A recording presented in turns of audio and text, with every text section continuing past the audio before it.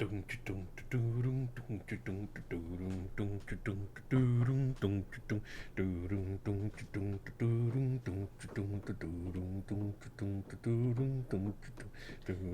that is the beginning of the podcast. I thought it'd be funnier. I thought it'd be funnier if I just left you. You're supposed to go into the.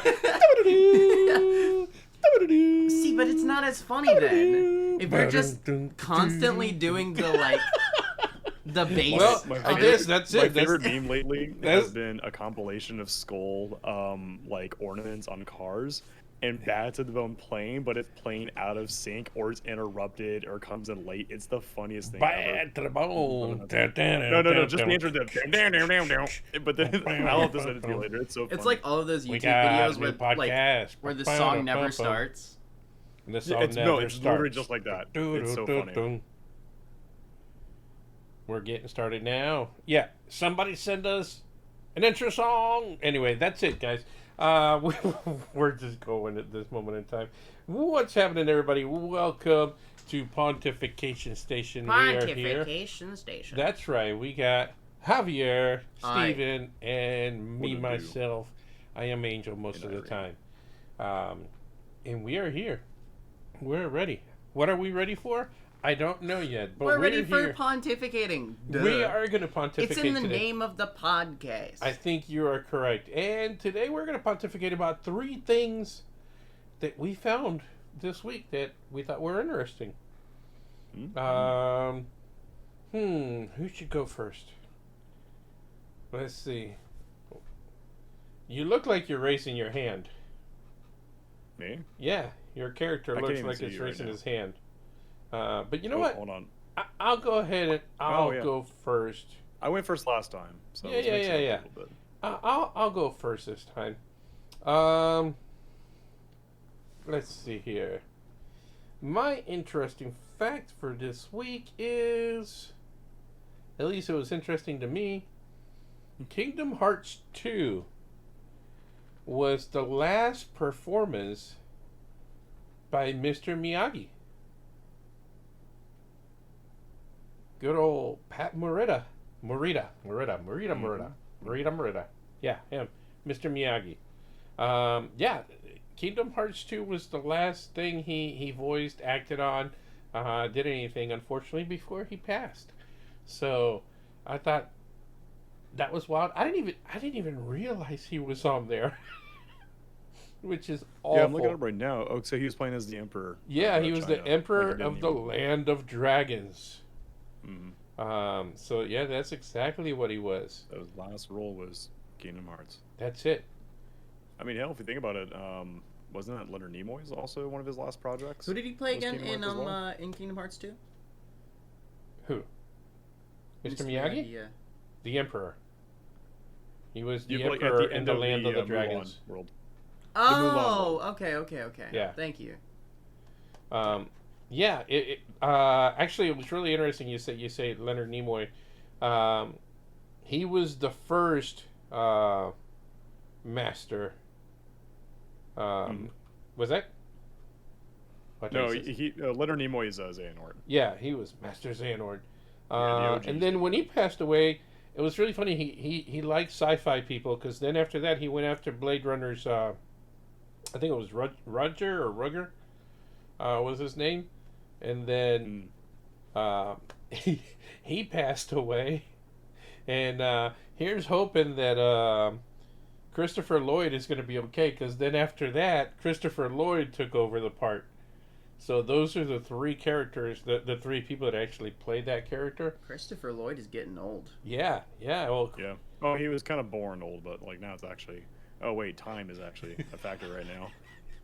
He was. So he actually is getting old. He did look old. It's like Clint Eastwood. I always thought it was really funny because people were like, "Oh, he's not getting older." I was like, "That's because he looked like he was 70 when he was like 30 years old." The guy always looked like he was in his 70s, you know.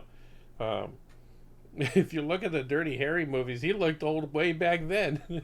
Mm-hmm. It's fair. But yeah, so those are characters. I also found some other interesting people other than the obvious ones. But at least these were not so obvious to me as I was just kind of looking through this stuff. Lance from NSYNC. Oh. I had no idea. He Lance voiced Bass? Seraph. I can't even talk today. Sephiroth. He actually was the voice for Sephiroth on the very first one. So there's a couple of these guys who did the voice on the first, and then just didn't do it again later on. Lance was one of them. Which is weird too, because Jesse McCartney is also Roxas, so like they had to just have boy wonders, boy bands. But I think he stayed with it. Lance just showed up for Kingdom Hearts for the first one, and then like after that he took off. Like I don't know what happened, but he did Sephiroth, and then he was done. He happened to be at the studio for some reason. Yeah. I'm like, hey, Lance, come over here, read these lines real quick. Another one was, and I always miss this guy's last name, but David Boreanaz? Is that what his name is? Yeah. The guy from Angel and Buffy, if you remember him? Mm-hmm. Yeah, he was Squall, the Lionheart. Yep. And then, let's see who else we had here. Oh, Sean Astin. He was Hercules. And the interesting thing about that one was, obviously he did Goonies and he did Rudy, but he ended up doing Hercules like between takes of Lord of the Rings, because he was doing Lord of the Rings at the time. So in between the takes of Lord of the Rings, he took some time off to go ahead and and get some Kingdom Hearts done. I like how you named two of the things that he's done, which they are two like important things that he's done. Yeah, those are but they're also not Lord of the Rings. It just surprised me that you named you always name the two that aren't Lord of the Rings. Yeah, well I mentioned, you always mention Goonies and you always mention Rudy. The only reason I didn't mention Lord of the Rings in there is because I was going to bring it back to the fact that he recorded it between Lord of the Rings. It's just weird that your brain always goes to him instantly as Rudy rather than Samwise. I don't blame him. When I think Sean Astin, I think of Encino Man. I did too. We were talking about that the other day. Man. That was so good. I also just have the biggest crush on Brendan Fraser. So, you know what? I love that man. And Brendan Fraser he went on and did some good stuff that was just like, dude, absolutely campy. Brendan Fraser was going to be the next Harrison Ford, and then personal life got in the way and it just destroyed him, unfortunately. But he's making a comeback. I'm happy for him. I love that man. He's the sweetest man on earth, and he deserves. The other one he did that I thought was so good was Blast from the Past. Blast from the Past. That was a fun movie. Yeah. Super fun movie. I mean, Dudes Underground Forever comes out. It's a whole new world. A whole new world. Don't you dare close your eyes. No, man. I also love. I mean, The Mummy. Yeah, those are one great. Of the best romps, the best like blockbuster. Just here's a dumb action movie. It's one of the best. Which, by the way, I found out why we really don't have blockbusters anymore. By the way. Oh, there's one. No, in the world. None. Zero. No more blockbusters. They closed down recently. So, here's the reason we no longer have blockbusters. We call them blockbusters, but they're not. Blockbusters originally was they would put out a movie, let's say in May, and that movie would actually do so well and was so big that come May of the following year, it was still in the theaters. And that's why it was a blockbuster, because it would go all the way around the block and then just go just over a year. There's no movies that stay in the movie theater for a year now. They don't stay in the movie theater, it seems like, for 3 months, regardless of how big they are. I mean, no matter what, that's never going to happen again because of the digital age of streaming. Yeah, it's just not going to happen again. But, I mean, now we just call blockbusters anything that's just massive and huge. But, yeah, I just learned this just the other day that Blockbuster was named for the fact that it would go all the way around the block and spend more than a year in the movie theater. That's weird. Before they send them down to the dollar theater, for those of you who are young, you probably never saw a dollar theater. Back in my day. Dude, I loved the dollar theater. We used to go.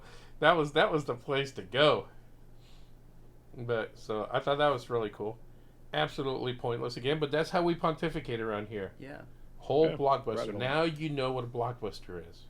Speaking of people who have died after doing roles for Kingdom Hearts 2, Christopher Lee.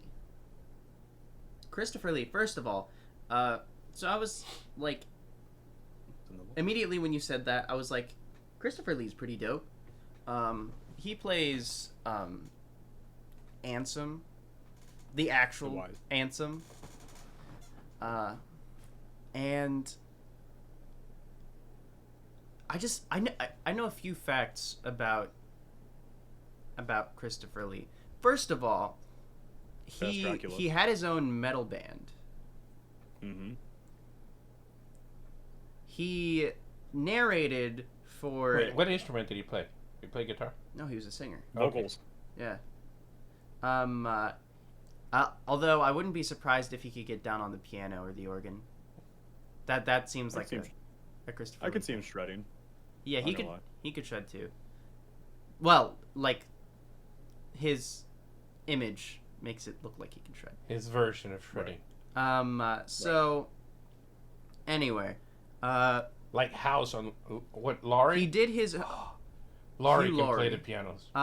He also had a project in which he played the ghost of Charlemagne, who, for those of you who don't know, Charlemagne he's actually descendant from Charlemagne. Chris Lee is? Yeah, Christopher Lee. Or Sir Christopher Lee. He's not married to Sarah Lee, is he? Sorry. Probably not. That's actually why his lightsaber hilt is curved in Star Wars. Because Charlemagne was known for his curved saber. Ooh. Well, I mean, amongst other reasons. Nice little tribute to background there. Count Dooku is a quite the duelist. So. Oh yeah, no, absolutely. But if I remember correctly, he actually asked for it to be curved like that. Oh yeah, yeah. And then one last thing, he also narrated an album for Rhapsody of Fire, or they were either that or Rhapsody at the time. I can't remember which. My favorite, that band. My favorite neat fact about Christopher Lee is during Lord of the Rings, because he plays Saruman. Yeah. The scene where he's ultimately demised from Wormtongue. He told Peter Jackson, like, I got this. I know, because Peter Jackson was like, oh, and when Wormtongue steins you back, react like this, and Christopher Lee's like, Peter, I got this. I know exactly what it's like to be stabbed. And he goes with the scene. Wormtongue gets stabbed, like Saruman gets stabbed in the back, and he goes, he just loses his breath and falls over and dies. Because Christopher Lee is also a veteran. That man also served World War II. He has been stabbed before. He has seen his best friends get stabbed. And yeah, when you're stabbed, especially right in the chest or right in the back, you lose your breath. And like you can't, it's so painful that you can't like react to it. He had accolades too, if I'm not mistaken. Like he was decorated. Oh no, he was a Renaissance man. Like to the very definition of it. Awesome dude. So, well, very cool. With that, we're going to move on to Mr. Stevens, Sir Stevens' it's my point. Turn.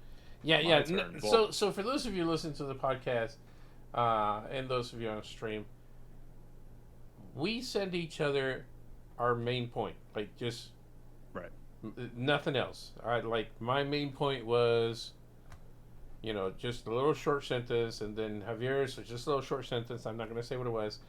Steven sent me his, and Steven sent me this really long thing, and I couldn't actually figure out what the point was, because we just sent each other the main point, and then we do research individually. The problem was I didn't set up the point. That was my problem. Oh my That was goodness! the mistake I made. Well, okay. So in the conversation, he starts with, "The term was coined," and I'm like, "What term was coined?" It was in the first sentence. I'm confused. Anyway, so go ahead and give us your point. We'll go from there. Well, so this is kind of, and for those watching on, Twitch.tv, I always kind of have like my background as related to my points or whatever little fun fact that we pontificate. And in this case, it's kind of a double thing. So it's both like a fun fact as well as a misconception. So for those familiar, especially with RPGs, and it's actually becoming more of just a mainstream thing, and just even any game, it seems like God of War comes to mind. I wouldn't consider that an RPG, but it has the elements. I do want to talk about RPG before you go any further. Let me backtrack because what do you consider an RPG? Because a role-playing game. Yeah, but what is a role-playing game? Is Kingdom Hearts a role-playing game? Yes. Nope. See? Well, I mean, you see what I'm saying? That's why it is an action-adventure game with role-playing elements. Well, yeah, but it's not the truest form of an RPG. So then that's where I find like a truest for me. What I define as an RPG is you create a character, and then your character literally develops throughout the story because especially and that's my strict definition. Like for me, it has to be like a character creator because so your strict definition, Fable would be. No, I wouldn't consider Fable because you're playing as a default character. Your character is always the hero. He's referred to as the hero at all times. For me, an RPG in its truest form would be like something like Morrowind. You create a character and your narrative is your own. Period. Yeah. Like any game where you can define your narrative, especially again role playing. You are playing a role that you insert yourself into it. Any game that has pure immersion, anything else, in my opinion, is just X game with RPG elements. Yeah, and this is why I wanted to ask this question before you went any further, because the idea of what is an RPG does have, and that's why I like JRPG being its own kind of genre rather than an RPG. Yeah. JRPGs is, you immediately think of Final Fantasy, Persona, a Dragon Quest, so on and so forth. But anyway, New Game Plus, which again, back to RPGs, that is a common staple in RPGs. New Game Plus, and I'll actually have the definition here from Wikipedia, is an unlockable video game mode available in some video games that allows the player to start a new game after they finished it at least once, where certain features in New Game Plus not normally available in a first playthrough are added, or where certain aspects of the finished game affect the newly started game, such as keeping in the new items or experience gained in the first playthrough. So that's where my fun fact comes into play, is Chrono Trigger is the first game to have it coined as New Game Plus. Like, you literally beat the game in a brand new option at the very start of the game. The title menu is New Game Plus. That's the first time that term has ever been used. But there are other older games that have New Game Plus elements. My favorite example being Zelda 2. I mean, like Zelda 2 for NES, Link's Adventure. Yeah. That literally, when you beat the game, you can start the brand new game over again, starting the story from the fresh, but you have whatever level you beat the game at, it all carries over. That is technically New Game Plus, but never use the word. They always called it like Second Adventure. In fact, that was something that they had in the first Zelda game as well, the Adventure 2 or whatever. I believe, what was it called? Adventure 2? Something like that? Second Adventure? Regardless. But yeah. So that's my point. Yeah. The good old New Game Plus that everyone falls in love with because they can play their favorite game again, but broken. Yeah. Who doesn't want to fight the first boss again of an RPG, but you are 90 levels above them and you swipe into them one hit? It's always satisfying. So, why'd you ask that question? What are you leading up to? Well, I mean, not that I'm leading up to anything, but I did find the best RPGs you can and should play right now. And I have 10 of them. And this will be part of our broken feud, we'll call it, because it's really... It goes back to RPGs, yeah. Yeah, it's always broken. Listen, these feud games that we play are always broken. They're messed up feuds. You get 1 point if you guess number 1 because it should be the easiest. You get 10 points if you guess number 10 because it should be the hardest one to guess. I believe at this moment in time, Javier's up 2-1, right? Correct. in the score. So we're going to let Steven start this one off. Now, again, I found this on the Google. The Google never lies. So these are obviously right. But the question is, where'd you find it? On the Google. Dumpster. But what site? Who put it together? Yes. And what they said was the best RPGs you can and should play right now. Now, with the Google being The Google. the one that picked them, See, if you think about it, Madden's an RPG. what would you say is An ARPG, American role-playing game. Yeah. I mean, some of these, I'm just going to let you guess. Go for it. What is your first guess, sir? I'm gonna go for the easy answer. Skyrim. Even though debatable at best would be an RPG. Skyrim is number 5. Elder Scrolls 5 Skyrim is number 5. So you start off with 5 points. Good job. All right, let's go. What else you got? Final Fantasy VII, because that's everyone's favorite for some reason. Ooh, Seven's you overrated. were so not there.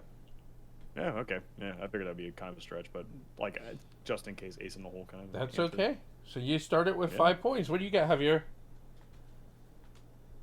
I have the power of God in anime on my side. I love that meme. That lives rent free for like a month in my head.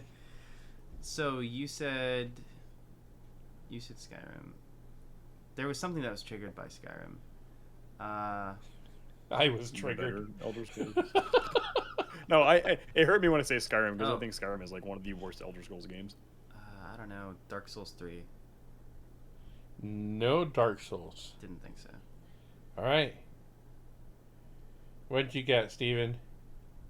See now, because I kind of want to say a certain answer, but it's that kind of trick answer because there's 15 entries of them. So like, which one do I say, or do I just say the base word? You got to be specific. There are definitely. Okay.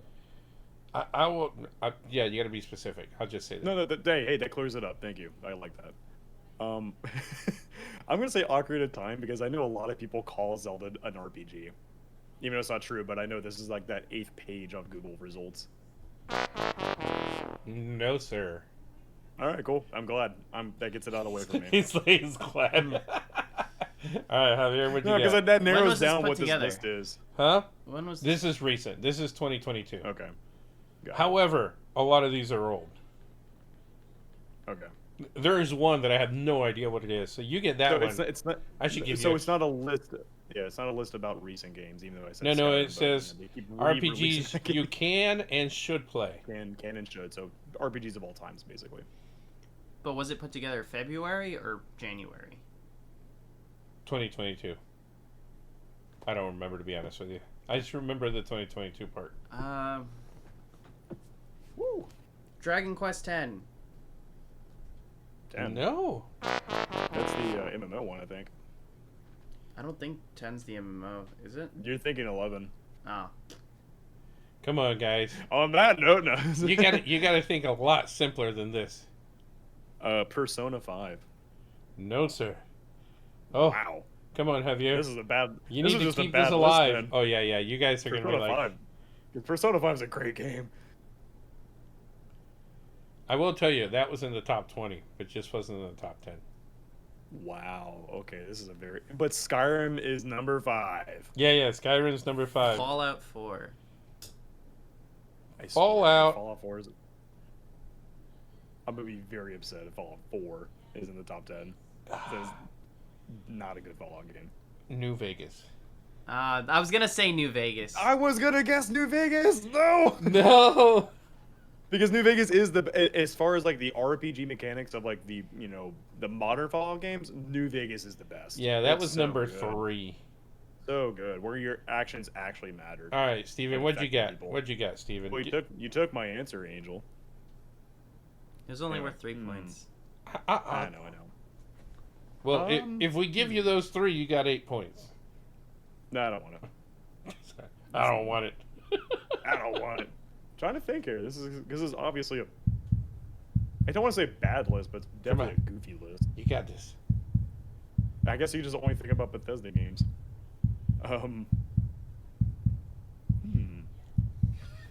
Just because I was playing them almost. That doesn't all need to day last that yesterday. long. Go, go, go! That Earthbound. No! That's fine. All right, Javier, give me something. Oh, Minecraft. no. All right, each one of you gets one more. And that's it. You know what? I'm going to give you 2 each. All right, Oblivion. Oblivion is number 7. All right, So you got Morrowind. 12. You said Morrowind? Morrowind. No, it's not on there. Have you? Okay, just in case. Just in case. I don't know. He's already won. You get 2. I You literally, get 2 guesses. I literally can't guess anything right now. Oh, I'm so surprised. You shouldn't be. Come on, give me 2. Nah. No. I'm up 2-1. I have another answer for you. What you got? Fallout 3. No. Okay, just in case. Number. You want me to go from 10 down or 1 to 10? Yeah, let's do 10 down. Let's hype up towards number 1. Number 10. Disco. Number 10. Disco Elysium. Yes, yeah, that's sir. a good game. Number 10. That's a good game. All right, so we're gonna go. We're gonna go. Yes, no, sort of. Okay. Just That from sounds Steven. Like this for This- approval. Does Sir Steven consider it an RPG? Does Sir Oh, Steven not okay. consider it an RPG, or does Sir Steven consider it sort of an RPG? You ready? So the number 10. Yes, no, maybe, sort of. Yeah, I Yeah. consider it an RPG. All right. Number 9, Bloodborne. Bloodborne was on the list, but not Dark Souls? Yep. Yeah. Bloodborne is the magnum opus of From Software, so absolutely, in my opinion. Like so I'm biased, yes, but even if I was unbiased, Bloodborne is still their best, honestly.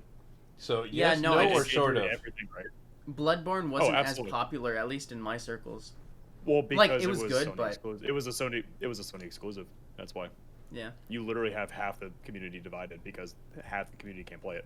So it's a yes for you. Yeah, it's an absolute yes. Bloodborne is an RPG. All right. It's action focused, but it's an RPG. You are playing the role of a hunter. Number 8, Assassin's Creed Odyssey. Yes, no, sort of. Yeah, sort of. All right. I put sort of. 7 was Elder Scrolls 4 Oblivion. 6, Javier. Star Wars, Knight of the Old Republic. I'm actually a little upset with myself. I didn't even mention Knights of the Republic. That is, I Knights forgot. of the Republic, in my opinion, is the best Star Wars game ever made. I forgot that they were next to bringing it Star Wars back. Galaxy. Um, No so- remake, yeah. That's- And the Switch port is also phenomenal. Really? Yep. 50 That's a bucks, man. first. It's a good port. How Yeah, much? Those developers actually care. $15. Really? Knights of the Republic on Switch, and it's a good port. Yeah, I'm enjoying it. They actually just recently, because the people playing it, they've beaten the game several times. So the developers actually added a dev mode, so you can actually just turn on cheats and insert any item you want. So you can just play around with God mode if you just want to go blast through the amazing story that it is. So Oh, yeah, that's kind of that's cool. sick. yeah. That sounds like So something they I added a little do. quality of life stuff. Yeah, I really recommend downloading it, even if you beat it recently. Play it again, like play around with the cheats. So. Especially for $15. Yeah. Nice. Mm-hmm. So is that a yes, no, or sort of for you? Oh, absolutely. Yes. Yeah. All right. It's an RPG. That is a traditional RPG. There are dice rolls involved. That is a Dungeons Absolutely. and Dragons game. We got number That was 5 back when was. BioWare actually cared. Number 5 was Elder Scrolls Skyrim. Number 4 So- was What's that one? Legend of Zelda: Breath of the Wild. A little wild. I would not call that an RPG. So that's a no. No. Breath of the Wild is not an RPG. Fallout New Vegas. Yes, no, sort of. Yeah, that's an RPG. All right, that's number 3. But Number my favorite 2. comparison- My favorite comparison that Adam Sessler made way back in the day when X-Play was a thing, when Rage and Fallout 3 came out at the exact same time and people kept confusing the two. The best way to put it, Fallout is an RPG that just happens to have guns. That is Fallout. So, because people always assume that if there's guns involved, it's got to be a first-person shooter. Yeah. Number 2, Mass Effect 2. Yeah, because I mean, if we take Mass Effect 3 out of context entirely, yeah, I would call it an RPG. Because another thing that I like to define RPGs is that like decisions you make actually have some sort of outcome, you know? Because you're playing a role, choices and consequences. That's why also Witcher, super good. But yeah, no, I consider Mass Effect 2 because you actually had choices and consequences. You actually had relationships that you can actually destroy, and people die. Yeah. So. I'm gonna be controversial for a second. Do it. I am more likely to get into One Piece than I am to ever get into Mass Effect. That's okay, because One Piece is amazing. But the thing is, One Piece is amazing, but it's daunting and long. That's the only reason I haven't done it yet.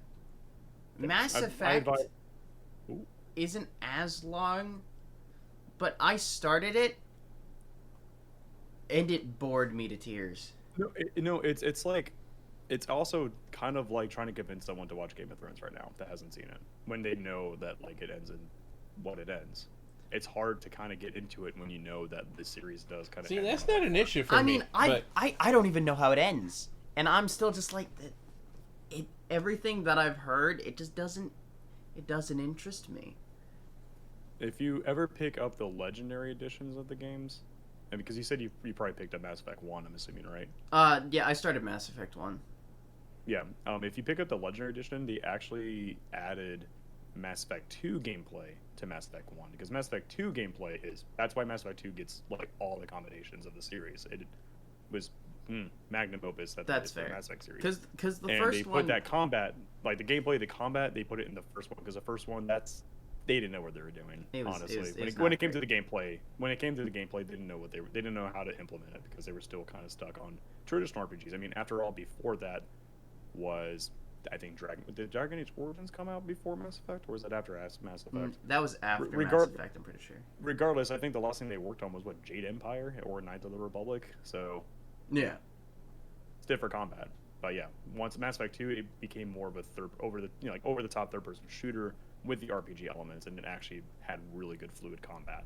So if you pick up Legendary Edition, give it another try. I recommend it. Fair. Yeah, because it solves that problem of like the poopy gameplay. Terrible. like I just remember sitting there and being like, you know, if the story was like okay, but the gameplay was good, I'd be like, it's at least fun. No, the gameplay is good. I'm replaying Mass Effect 1, and I was not looking forward to replay Mass Effect 1, and then Legendary Edition came out. Oh, it's Mass Effect 2 gameplay? Okay, sign me up, and yeah, it kept me engaged. Okay. So now what about 1? Number one, by the way, on a random side note here, if you do start One Piece, you know you'll be able to finish it, so you'll have plenty of time. I know I'll be able to. Yeah. Our family lasts forever. Oh, that's fair, yeah. Also, my grandfather passed away when he was 104, so you know he's got time. There you go. If he follows everything, he passed away. He was 104. My grandma, I think, she was the youngest because she had diabetes and she just refused to accept the fact that she had it. So she ate everything she wasn't supposed to. So she passed away somewhere in her 90s. But her sister passed away at 102.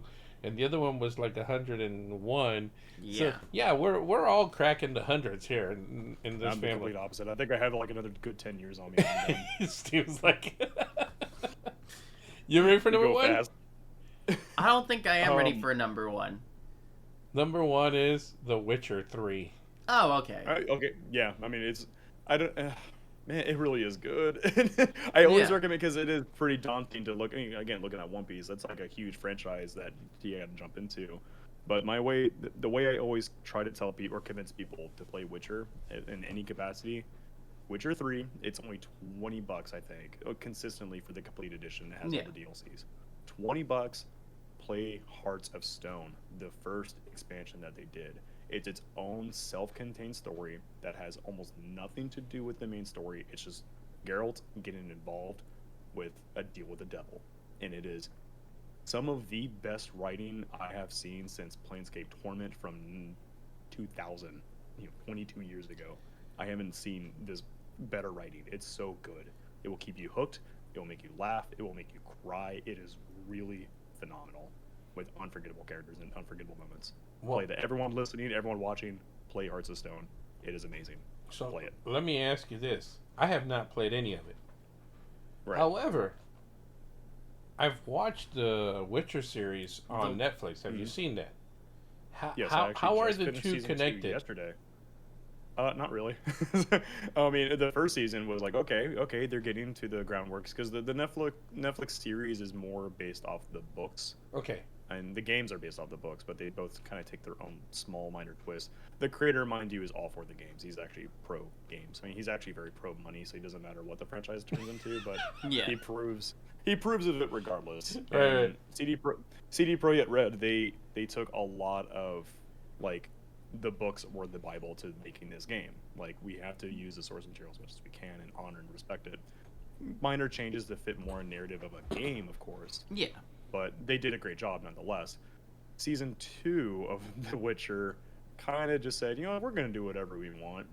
Like, let's completely rewrite characters for kind of no reason.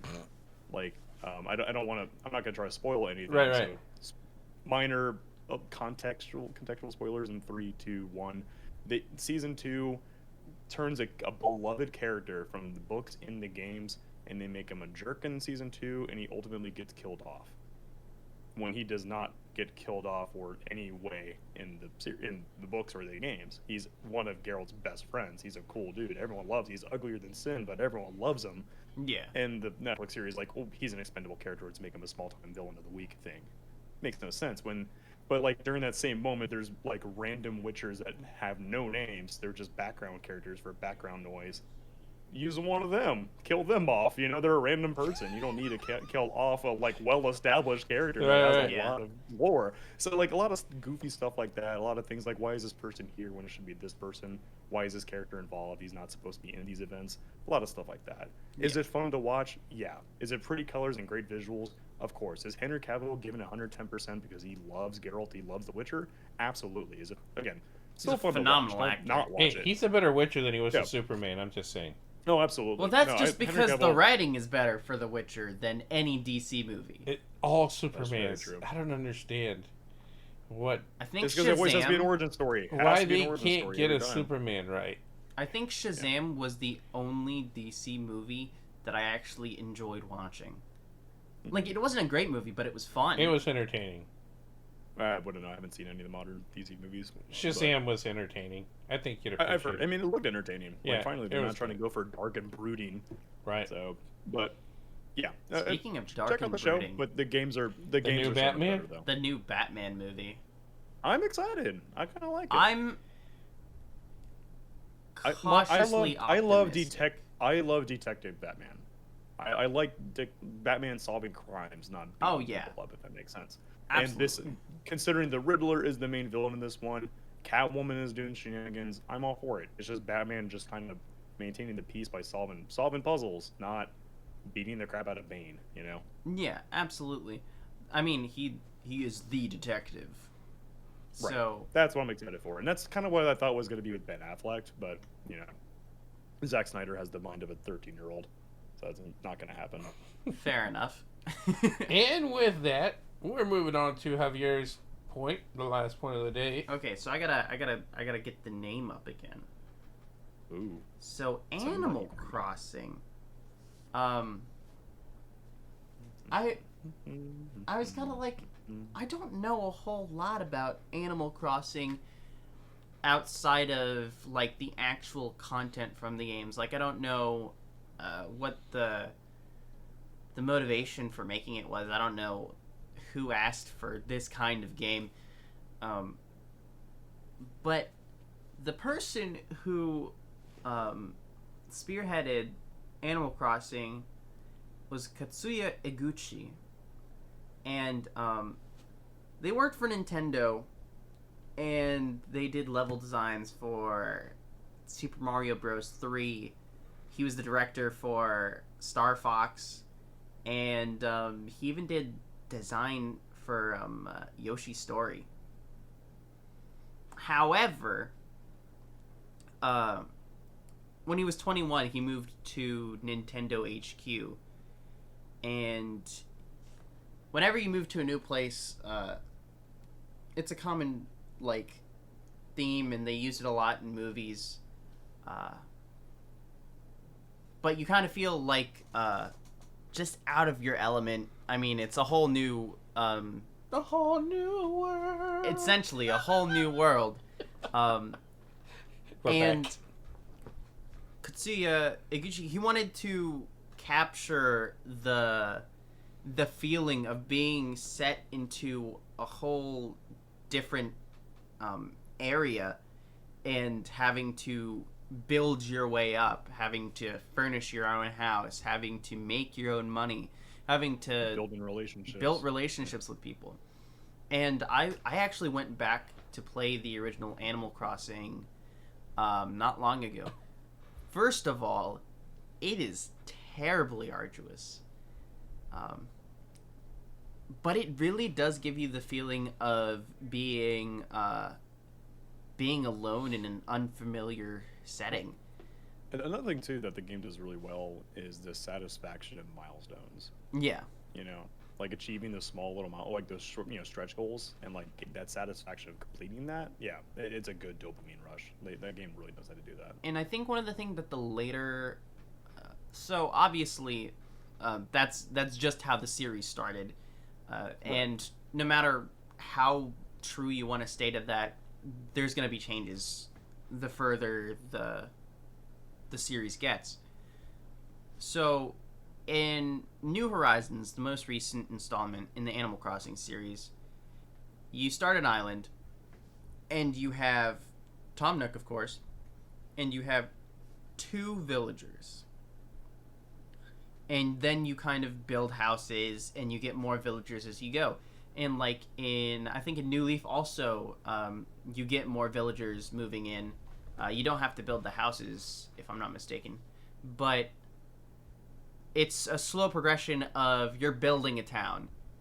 In the first one... The idea is you're building a town so that more people can come because, oh, look at this beautiful town. They want to live here. Yeah. The first one, kind of the town's established. There's already everybody there. People already know each other. So it's a completely different feeling. In the newer ones, you don't feel like as much of a stranger because you're growing with the town.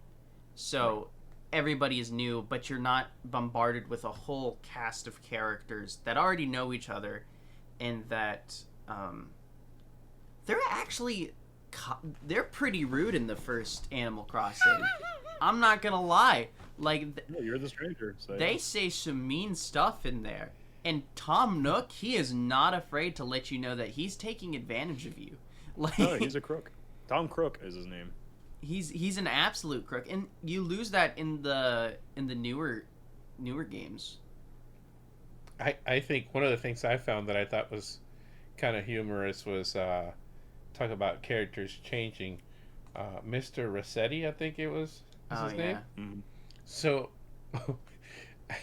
originally, Mr. Rossetti would get on your case if you forgot to save. Right. And he'd get more aggressive the more you forgot to save, to the point where if you kept forgetting, he would actually come out and yell at you. And I guess they got letters and they got complaints that they were kids crying because Mr. Rossetti was yelling at them.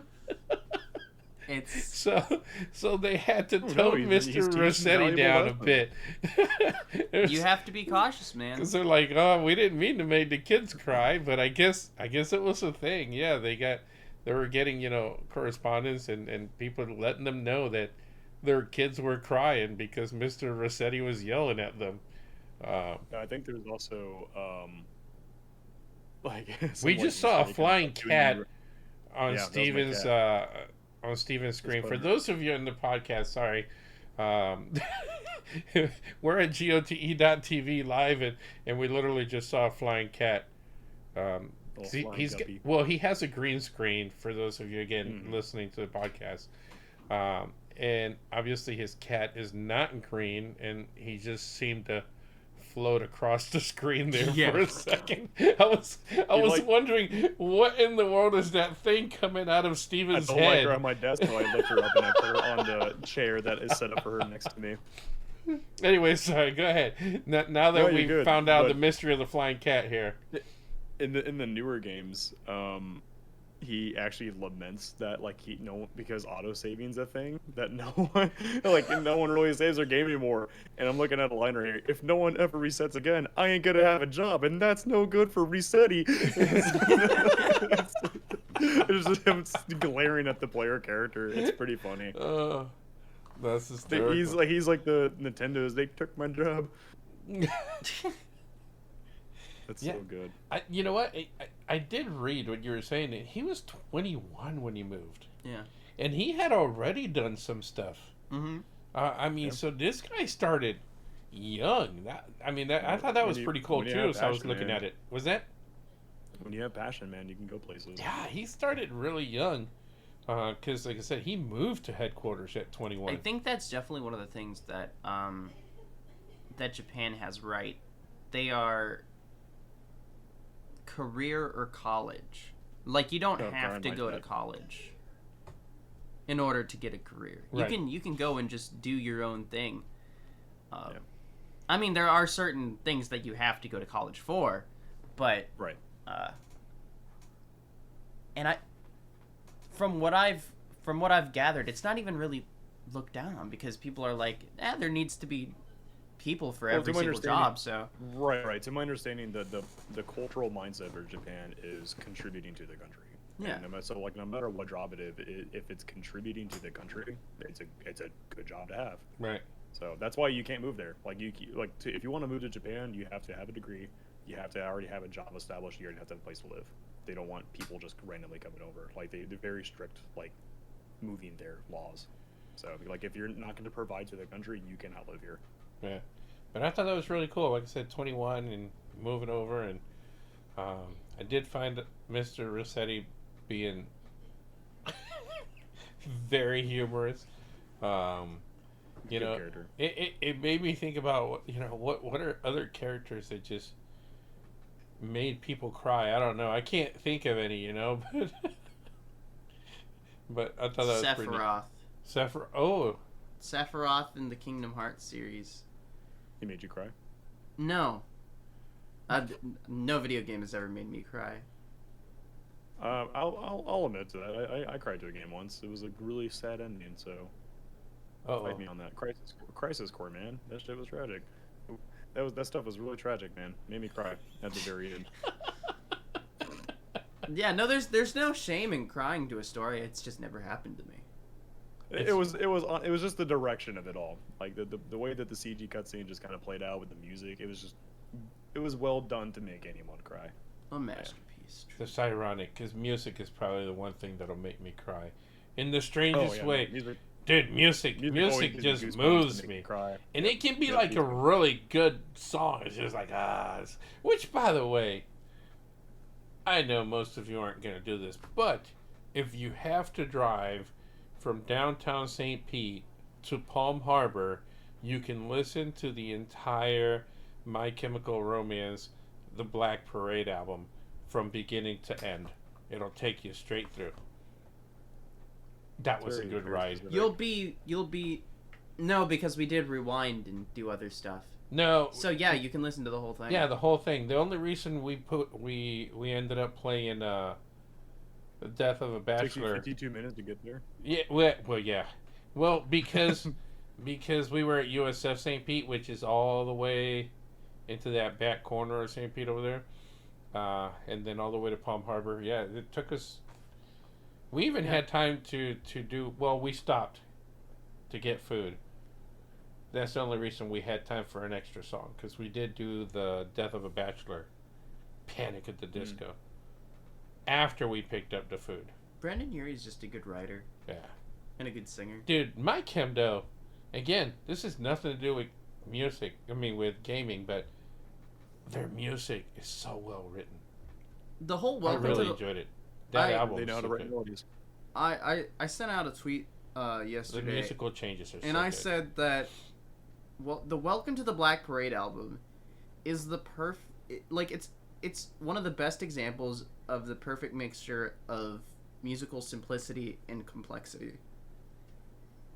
It's just it's a good mixture to where it's simple enough for everybody to be able to appreciate it, but it's complex enough for it to not just be boring. Okay, so let me ask because Look at you defining prog.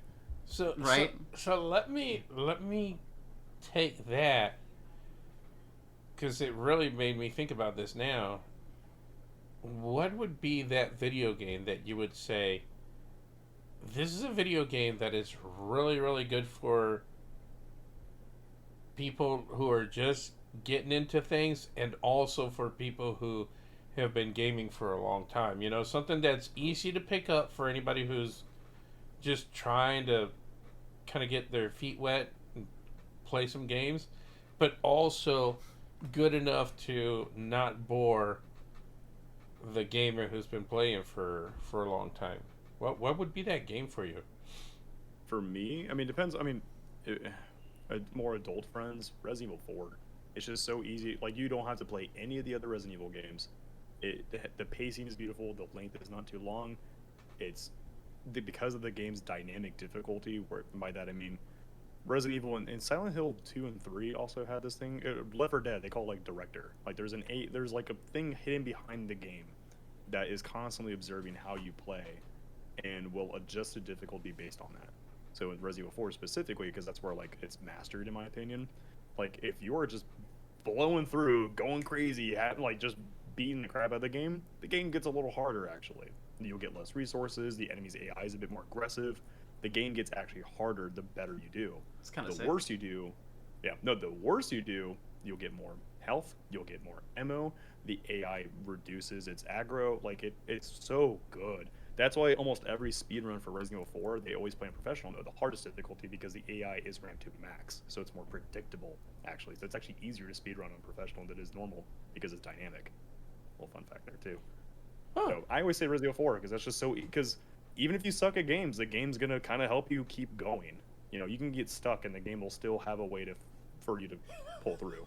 You know, it's campy too. It's like literally playing like those old movies, like those blockbuster movies, Mission Impossible, The Mummy. It's fun and campy and it keeps you engaged. So I always say Resident Evil 4. I remember when I first started playing the Halo story modes and everything, and I don't know if they still have it now, or maybe I just don't need it anymore. But back in the days, I would get lost as to whether I was supposed to be going in one direction or the other direction, in the story mode.